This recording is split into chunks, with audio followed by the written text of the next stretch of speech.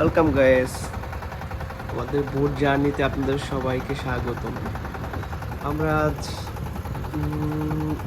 ঘোরার উদ্দেশ্যে বের হয়েছি বোট নিয়ে। যাই হোক, আশপাশ শুধু প্রকৃতি দেখার জন্য আমরা ছুটে এসেছি ঘোরার উদ্দেশ্যে। দেখুন চারিদিক কেমন প্রাকৃতিক লীলাভূমিতে সৌন্দর্যে আকৃষ্ট হয়ে আছে। যেদিকে দু চোখ যাচ্ছে শুধু প্রকৃতি আর প্রকৃতি। মনে হচ্ছে যেন প্রকৃতি আমাকে ঘিরে নিয়েছে।